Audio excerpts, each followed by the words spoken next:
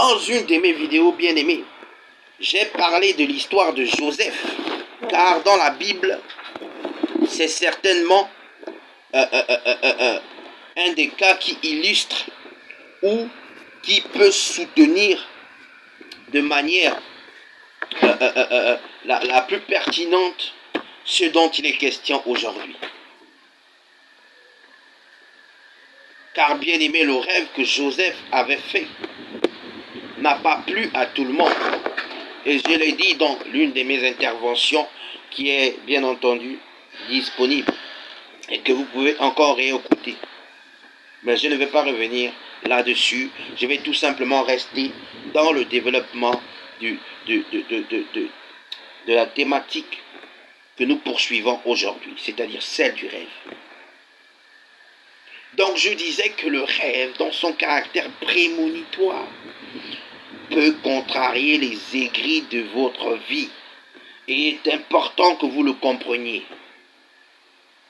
Mais le rêve, bien-aimé également, dans son caractère prémonitoire, peut susciter la jalousie. Oui. Si tu ne le savais pas, je viens te l'informer. Le rêve peut susciter la jalousie autour de toi. Le rêve que tu as fait, dans lequel tu te vois réussir, dans lequel tu te vois atteindre tes objectifs, dans lequel tu te vois davantage accéder à quelque chose de précieux, peut susciter des jaloux autour de toi.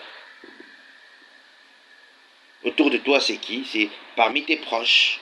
Autour de toi, c'est qui? C'est tout simplement parmi tes amis. Autour de toi, bien-aimé, c'est qui? C'est tout simplement même tes dirigeants. Regardez l'histoire de Jésus. Il y a des prophètes qui avaient annoncé la venue de Jésus. Et il y a un homme très puissant qui s'appelait Pilate.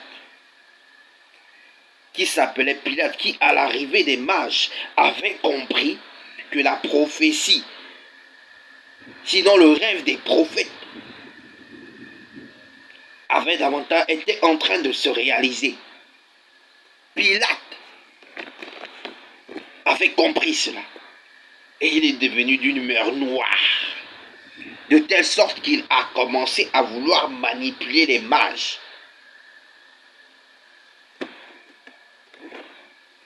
Le rêve peut susciter des jaloux autour de vous, bien-aimés. Un jaloux, c'est un jaloux. La jalousie est un esprit, bien-aimé. Regardez Pilate. Il n'a pas vu que Jésus était qu'un enfant, même si on l'appelait l'enfant roi. Il n'a pas vu que Jésus n'avait pas d'or, n'est pas né avec d'or et de l'or et de l'argent autour de lui. Il n'a pas vu que Jésus ne savait même pas parler. Il n'était qu'un nourrisson. Ses parents n'avaient pas d'argent. Il n'a pas vu tout cela. Pourquoi? Parce qu'il a été possédé par un esprit de jalousie. Il a cultivé cet esprit qui lui a poussé à développer des projets obscurs. Il a assassiné plusieurs bébés.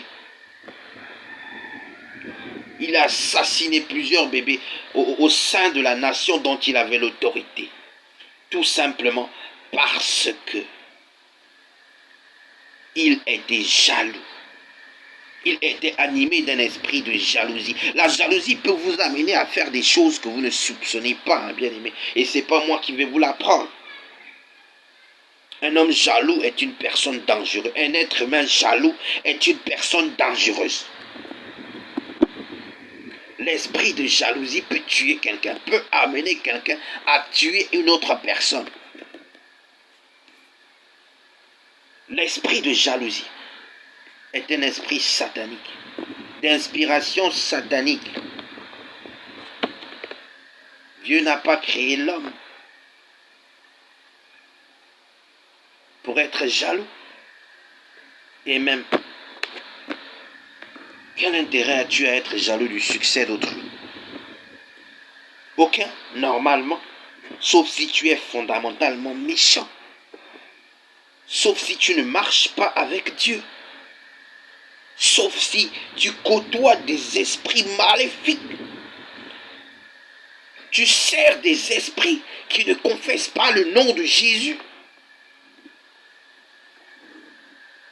Donc il est important que vous le compreniez, bien-aimés.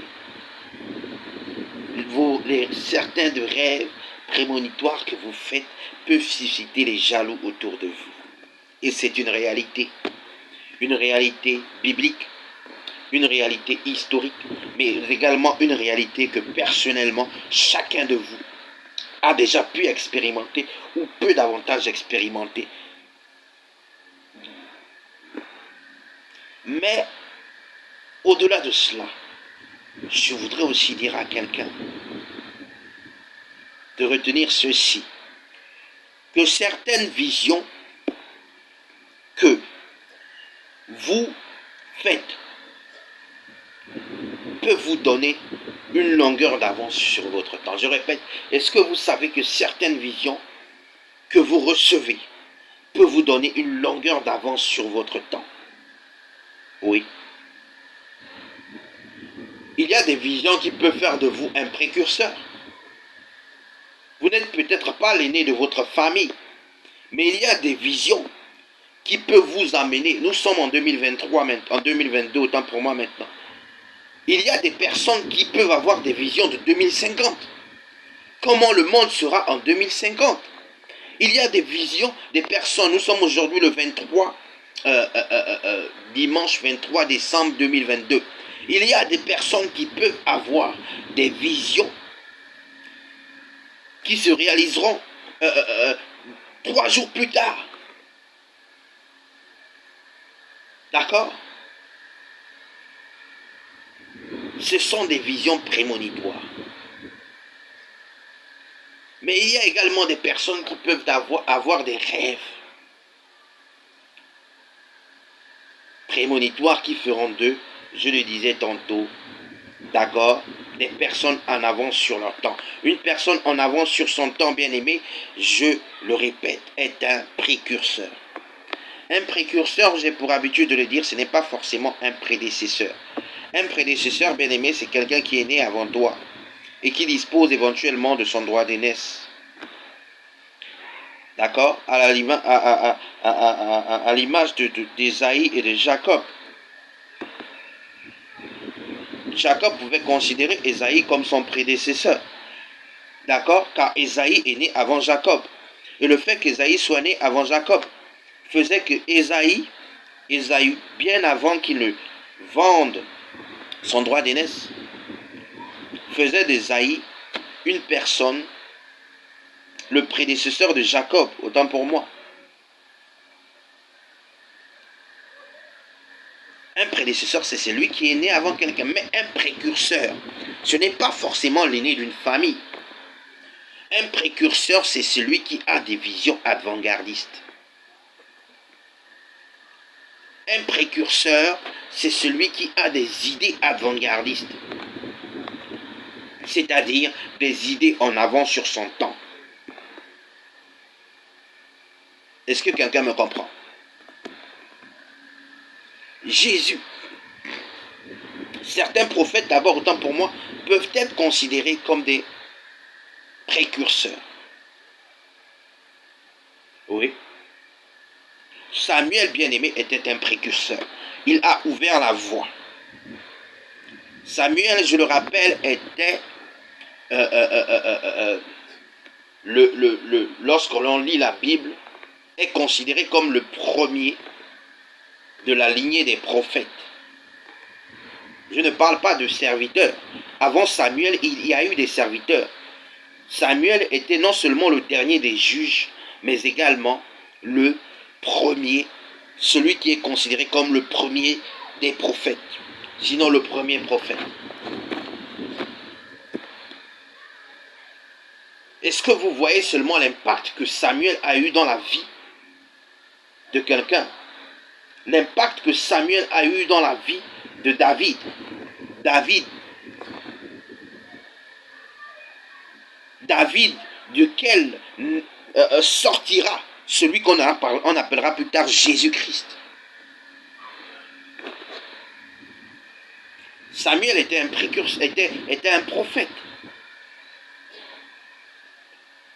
Mais c'était surtout un précurseur. Parce qu'il a précédé un certain nombre de prophètes qui sont venus après lui. Il a posé les bases de la destinée de l'humanité. Ça, c'est le prophète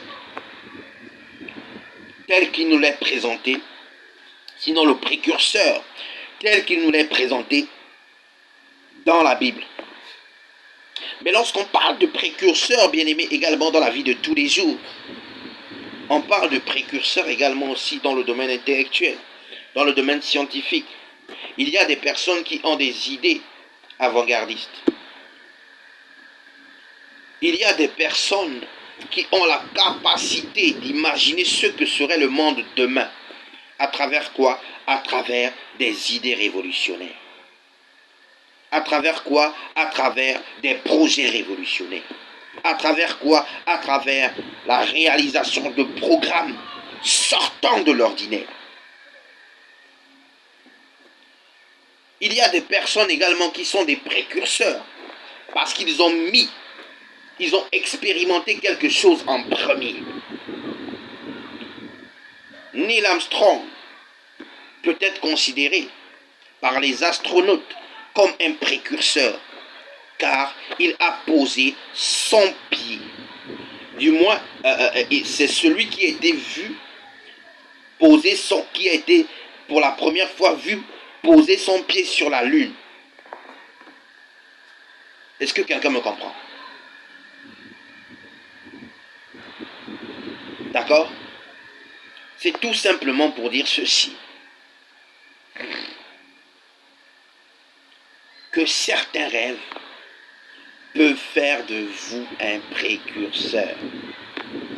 Il y a des rêves que vous ne pouvez pas négliger. Il y a des idées que vous ne pouvez pas négliger parce que vous ne savez pas ce qu'elles peuvent faire de vous demain.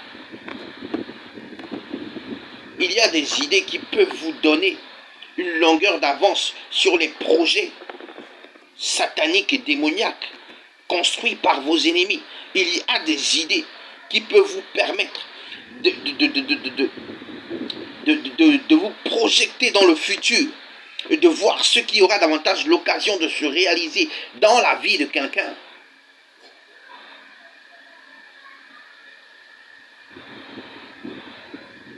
Ce sont des idées, pour ma part, extraordinaires et qui font le monde, qui construisent véritablement le monde. Il est vrai que tous ceux qui sont considérés comme des précurseurs aujourd'hui ne l'ont pas forcément été de leur vivant. Il y a des personnes dont le monde a compris qu'ils étaient des précurseurs ou en avance sur leur temps après leur mort. Ils n'ont donc pas pu expérimenter cette reconnaissance. Mais ils n'ont pas arrêté pour autant, ils ne sont pas reniés pour autant. Lorsque nous voyons l'histoire de Galilée, à l'époque il y avait ce que l'on appelait le géocentrisme et l'héliocentrisme. L'héliocentrisme, bien aimé, c'était la théorie, sinon la doctrine selon laquelle le soleil tournait autour de la terre. C'était la doctrine qui était portée par les autorités ecclésiastiques de l'époque. Et à l'époque, il y avait un certain nombre de savants, un certain nombre de penseurs, un certain nombre de philosophes, de personnes qui étaient en avance sur leur temps et qui, par la grâce de Dieu, avaient certainement compris que non, la terre n'était pas le centre du monde, que la terre n'était qu'un objet parmi tant d'autres qui gravitaient autour du soleil. Et à l'image de ces grands hommes comme Galilée, ils en ont payé le prix. L'homme a été excommunié parce qu'il soutenait une idée en avance sur son temps. De son vivant, il n'a pas pu expérimenter cette reconnaissance. Mais après sa mort, quelques années plus tard, la science lui a donné raison. Que c'est effectivement la Terre qui gravite autour du Soleil. L'Église lui a donné raison. Que c'est effectivement la Terre qui gravite autour du Soleil. Galilée était un précurseur. Et il est important que nous le reconnaissions. Ce n'était peut-être pas le seul. Il y avait certainement aussi des personnes anonymes. Il y avait certainement aussi des personnes qui ont dû renoncer à leur vision, à leur idée, à leur rêve, parce qu'ils avaient été menacés par l'Église ou autre autorité politique et administrative. C'est important que vous le compreniez, bien-aimés. C'est important que nous le comprenions, bien-aimés. Le rêve joue un rôle fondamental dans la vie. Que ça soit le rêve prémonitoire, que ça soit le